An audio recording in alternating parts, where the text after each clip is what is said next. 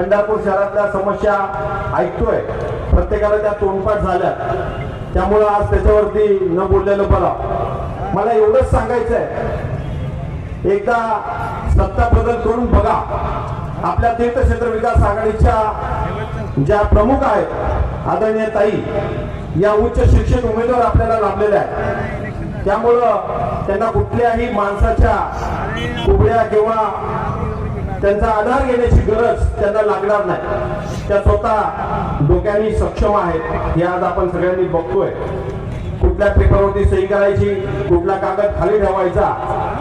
ताई, आपल्याला लाडका ठेकेदार ही जी योजना पंढरपूरमध्ये आहे ती पहिली बंद केली पाहिजे. या शहराचा विकास करण्यासाठी आपल्यावरती विश्वास ठेवून उद्या पंढरपूर शहरातला प्रत्येक नागरिक आपल्याला मतदान रूपी आशीर्वाद देणार आहे.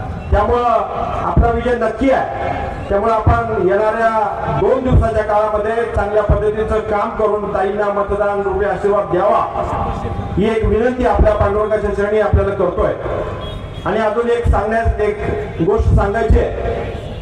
निधी कुठून आणणार, निधीसाठी कोण तुमच्याकडे आहे, ह्या सर्व आपल्याला सभेमधनं आणि विरोधक सांगतात. मला वाटतं मी इथं आहे म्हटल्यानंतर माझे चुलते आदरणीय प्राध्यापक आमदार डॉक्टर तानाजीराव सावंत साहेब हे पण आहेत. हे काय वेगळं सांगण्याची गरज नाही.